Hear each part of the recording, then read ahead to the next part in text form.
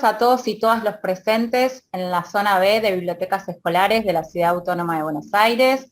Desde la BIDI llegamos hoy a cada escuela con la compañía del escritor Franco Baccarini, que nos recrea y nos deleita con sus novelas juveniles que abordan múltiples géneros: realismo, fantástico, ciencia ficción, policial.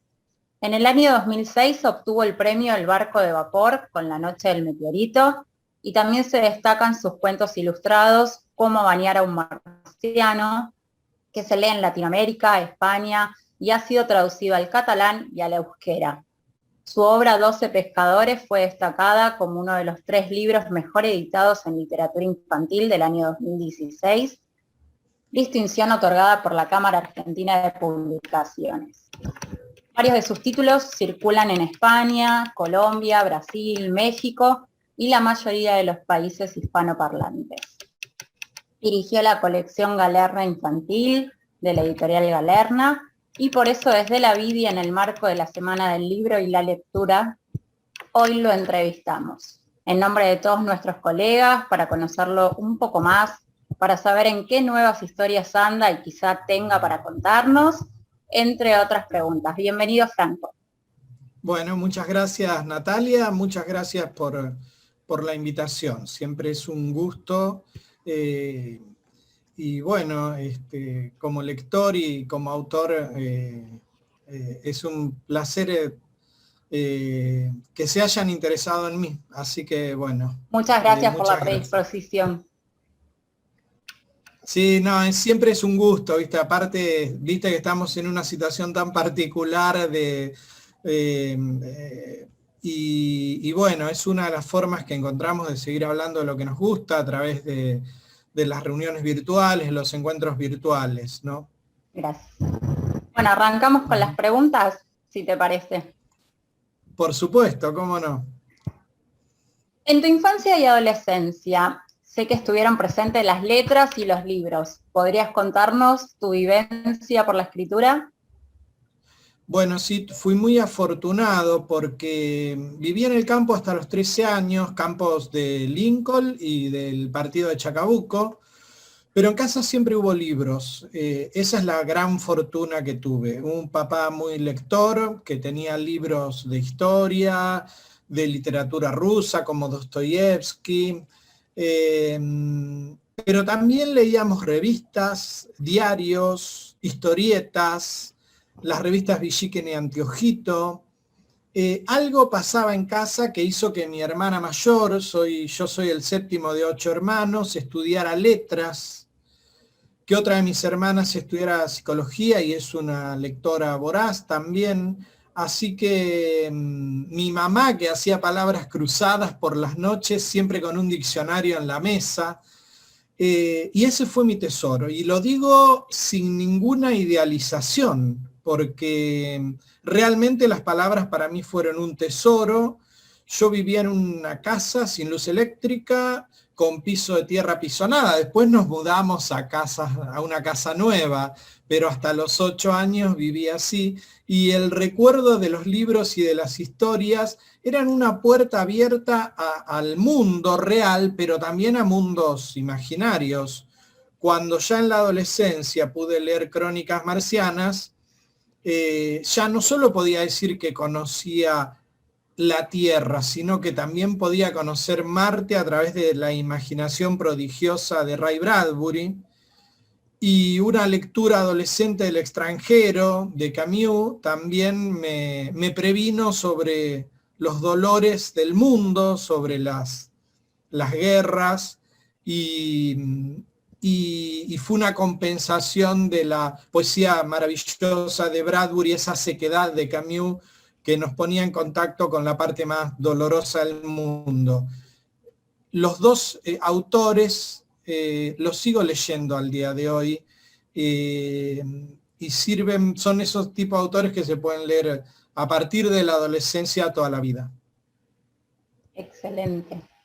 Muchas gracias. No, por favor, me detuve aquí, me olvidé de comentar de mis maestros de la escuelita rural, Aide y Jorge, que fueron fundamentales también. Ellos también me pusieron en contacto con los libros, y hoy en día sigo teniendo relación con Aide, mi maestra de primero a cuarto grado que vive en la ciudad de Chacabuco, y que en el noviembre del 2019 yo pude estar en Chacabuco y pude visitarla. Es realmente también muy clásico porque es la típica maestra que se convierte en tu segunda mamá, y eso es Aide para mí. Excelente. Justo la pregunta que seguía se relacionaba con esto, así que parte ya nos la respondiste, sobre qué leías en tu niñez, qué te interesaba, y la verdad que creo que parte fue respondida en tu pregunta, en tu respuesta, perdón. No, sí, claro, es tan lindo hablar yo te quiero decir, así como mencioné a Camus y a Bradbury, también leía a Patorucito, D'Artagnan, el Tony, las telenovelas que a mi papá no le gustaba que leyeran mis hermanas, pero que ellas compraban, como la revista Nocturno. Cuando no me quedaba nada a mano, yo lo que veía, leía.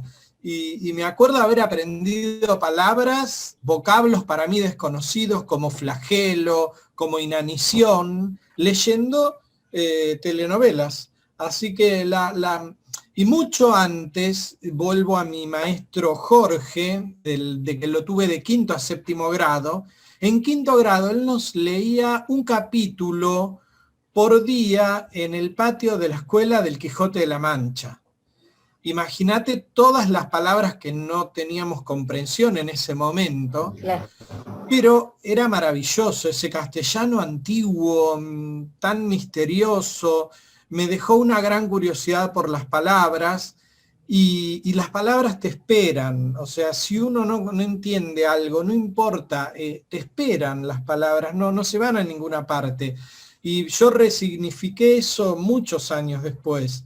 Y es hermoso, así que le agradezco a Jorge que me haya leído un libro del cual solo comprendí una parte, comprendí algo del Quijote, comprendí algo más de la sensatez de Sancho Panza, pero me dejó esa curiosidad y ese misterio de la transformación y la mutación también del lenguaje, ¿no? Cómo va cambiando a través del tiempo. Excelente, muchas gracias. Y con respecto a la tercera pregunta, tiene que ver con cuál es tu visión en esta época de pandemia sobre la liberación de contenidos para que se puedan descargar libros gratuitamente. Nosotros desde nuestro rol siempre vamos buscando estrategias para acercar la literatura y otros libros a toda la comunidad educativa, ¿no? Y bueno, queríamos saber tu opinión. Bueno, es un tema muy interesante, ¿no? Pues, y complejo también, porque en primer lugar, como trabajador de la industria, comprendo perfectamente lo que invierte una editorial al hacer un libro, ¿no? Y toda la gente que trabaja en ese proceso y que permite que el libro llegue con la mejor calidad a los lectores.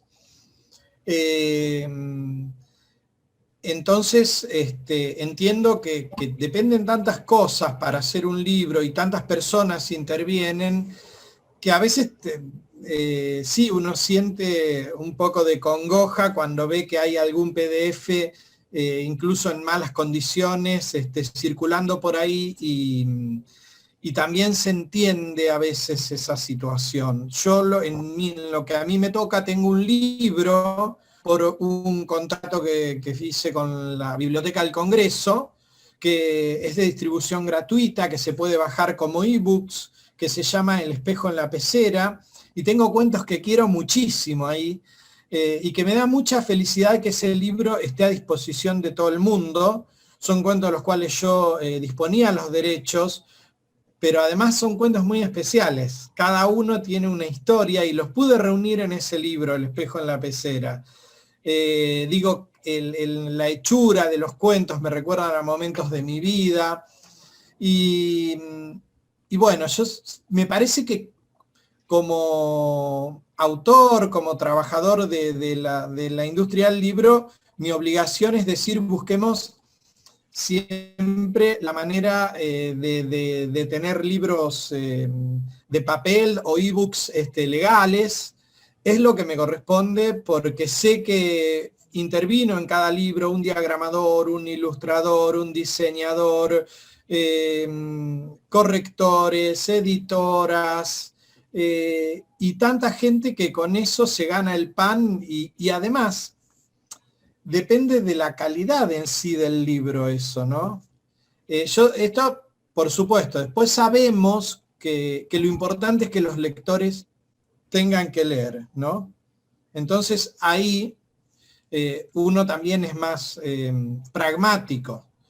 ¿Por qué? Porque siempre es importante que el chico lea, que el lector tenga que leer, y a la larga eso también es un beneficio para la industria, ¿me entendés? Porque yo creo que cuando un lector se entusiasma con un libro, después va a terminar en una librería también, ¿eh?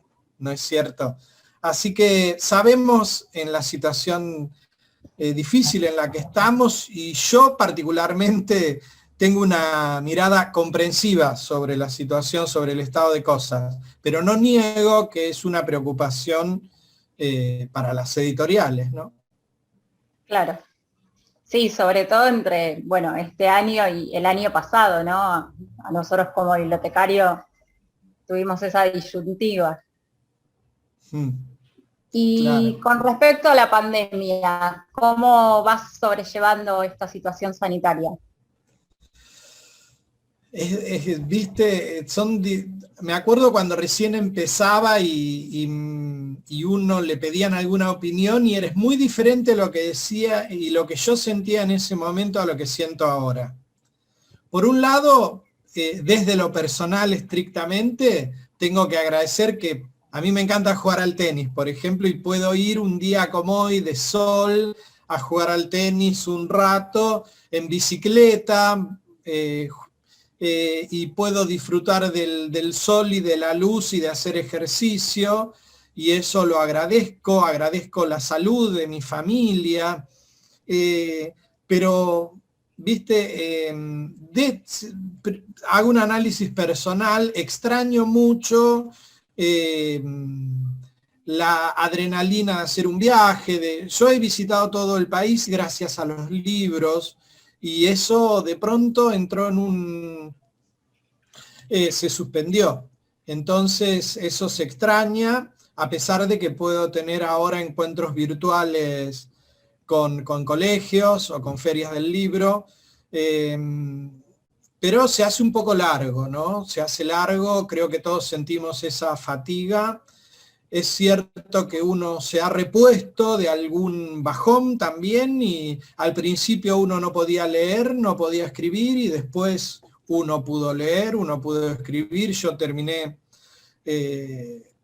una novela juvenil y una novela para lectores adultos en ese periodo, y me hice una disciplina para sobrellevar este momento. No perdí contacto con mis seres queridos, que es lo fundamental, y me preocupa la situación después, ya saliendo de mi esfera privada. Me entristece la situación de muchísimas personas que no pueden generar ingresos. Es una situación que acontece en prácticamente el 98% del planeta. La situación nos afecta desde muchos ángulos, y ahora al menos tenemos la luz de las vacunas. Sabemos que las vacunas funcionan, sabemos que entonces hay un horizonte donde vamos a volver poco a poco a una vida donde no tenemos que vivir bajo el signo del temor de que un enemigo invisible nos estrague la salud. Entonces, estoy paciente e impaciente. Creo que este es el invierno que debemos afrontar y que después vendrá una primavera distinta, y que esto nos ha cambiado. No sabemos cómo todavía, pero nos ha cambiado. Y lo vamos a ir viendo después. ojalá pudiera anticiparme. Yo no, sé que no soy el mismo.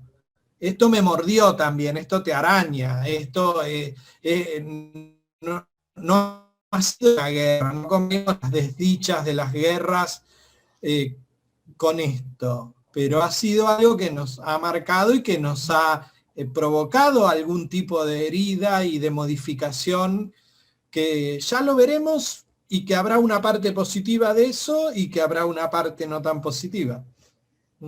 No quiero dejar pasar lo que dijiste sobre las novelas. Próximamente tendremos entonces novedades tuyas. Bueno, me tranquilicé mucho con respecto a las ediciones porque calculá que en el 2020 había varios libros míos que recién están circulando, como una novela que se llama Mal Hermano en la editorial Norma, que es un regreso a mi campo de infancia en Chacabuco, pero bajo cierta mirada inquietante, aterradora quizás. Y también escribí Efecto Mutante, que es una novela semigráfica que salió publicada en Bambalí, una editorial mendocina, y que fui muy feliz al hacerla y en cómo quedó el libro, pero que recién ahora pude tener contacto con algunos lectores a través de Zoom, algunos colegios de Mendoza. Así que esos libros, recién ahora en realidad están, Mal Hermano, tengo la alegría de poder decir que va a salir ahora en Colombia este año, en Editorial Norma de Colombia, porque también tengo lectores de Colombia a través de otro libro que se llama Sin Batería, y también tengo encuentros virtuales con ellos, por ejemplo la semana que viene, y eso es una paradoja de este momento que nos abrió el mundo también, porque he tenido charlas virtuales también con lectores de Colombia. Y escribí una novela, sí, pero bueno, no quiero hablar mucho porque la No vas acabo a de dar terminar, detalles. la acabo de mandar a la editorial, todavía me falta esa devolución que siempre tienen los editores cuando uno envía algo. En realidad tengo dos novelas que envié a dos editoriales diferentes y bueno, veremos. También hay libros que se demoraron, por ejemplo, la edición de Ladrones de Otro Mundo, en la editorial del Vives, iba a salir el año pasado y saldrá en algún momento de fines de este año o quizás principios del año que viene. Ladrones de Otro Mundo es una novela policial que es una saga de historias como Usted es el fantasma, El juego del doble, Ladrones de Otro Mundo, El contrabandista de huesos y El llamador de ángeles. Son todas novelas con Armando Story, que es un investigador privado, y de su esposa Elena, que es docente, y bueno, es una pareja muy real y que ha llegado mucho a los chicos y que me gusta, pero está un poco demorado la edición en Edelvives de Ladrones de Otro Mundo, porque ese libro había sido publicado por otra editorial, EDB, que hoy en día ya no está en el mercado publicando libros. Entonces todos esos libros los estoy pasando a Edelvives. También, si bien es un libro que escribí hace mucha expectativa, la nueva edición, el nuevo ilustrador, la nueva tapa. Aparte, uno siempre aprovecha a hacer una revisión general de todo, ver si se puede mejorar algo, pero con mucha paciencia. Y mientras tanto, escribiendo cuentos que por ahí me piden para libros de texto, de lengua. Siempre es un desafío lindo que te hagan un pedido de un cuento breve. Y que son noticias lindas porque uno dice, bueno, hay gente allá, estamos vivos, todo se detuvo un poco, pero tengo la sensación de que nos estamos preparando para el final de esta pandemia, de la cual no hemos salido ni mucho menos. Como te dije antes, las vacunas nos han puesto un horizonte más optimista y la vida va a continuar. Nos recuperaremos de nuestras heridas y continuaremos adelante. Excelente. Y cuando digo heridas me refiero a las heridas de la industria editorial que han sido cuantiosas. Ya venía mal la industria, imagínate después de la pandemia, pero no nos queda otra que seguir adelante. Exacto, y sí, volver a reinventarse en algunos casos. Sí, además nosotros en nuestro país tenemos una capacidad no somos muy curtidos en crisis, así que en ese aspecto no deja de ser un atributo positivo, a pesar de que a uno le gustaría no vivir en medio de una crisis y otra crisis, pero hemos nacido en Argentina y tenemos que agradecer también estar en un país tan hermoso, tan lindo, con tantos problemas también, pero que tiene muchas tradiciones lindas. Una de ellas es la lectura, las librerías, que es un país que le da importancia a la lectura, siempre considerando que los lectores no son tantos como uno quisiera, pero es que nunca hubo una edad dorada de la lectura. Para eso estamos nosotros, los que amigos, para contagiar. Pero lo cierto es una base, se sabe de la importancia del libro, de la importancia de la lectura, ¿no? Excelente, gracias. Y bueno, y para ir cerrando este grato momento compartido, ¿qué nos recomendarías a nosotros, los docentes, para motivar a los niños y a las niñas en el acercamiento a los libros? Y bueno, y quisiéramos escuchar tu visión sobre eso. Es bastante sencillo, ¿no? Porque para contagiar de COVID a alguien hay que tenerlo. Y yo siempre digo algo muy sencillo, que para leer, para convencer a un chico, a una chica, de que en los libros hay algo muy importante para ellos, a veces no son tanto las palabras que uno pueda usar para convencerlos, sino la pasión que uno transmite. Y para eso nada mejor que haber leído un buen libro durante esa semana, durante ese mes, durante ese día, ¿no? Este año leí varios libros que me conmovieron, y entonces cuando hablo de esos libros transmito un entusiasmo casi como si fuera el primer libro que leí.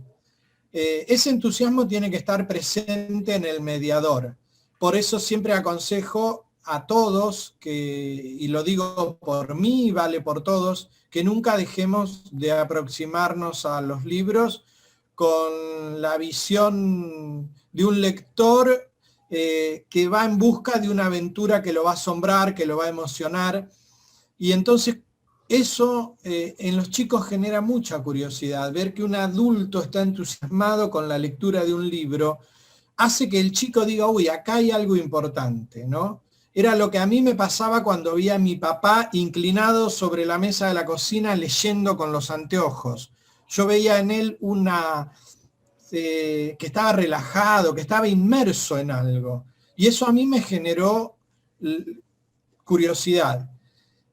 Así que lo primero que aconsejo a los que estamos ahí entre los chicos y los libros es que sigamos leyendo siempre, que nos demos, aunque sea 10 minutos diarios de lectura, que esa lectura sea un libro que nos movilice, que nos apasione, para poder después transmitir lo mismo y contagiar a los chicos, creo que es lo mejor. No hay que hablar de los libros como algo que hicimos, sino como algo presente en nuestras vidas, como algo que nos sigue formando como seres humanos. Un libro te forma y te forma hasta el fin de nuestros días, ¿no? Y por suerte hay muchísimos autores y muchísimos libros, de acuerdo a los gustos de cada uno, que nos pueden provocar ese entusiasmo. Gracias. Bueno, sinceramente fue un placer compartir este tiempo con vos. Te damos las gracias por este momento, por ser parte de la VIDI en esta semana de la lectura. Y bueno, tengamos todos presente que leer es tu derecho.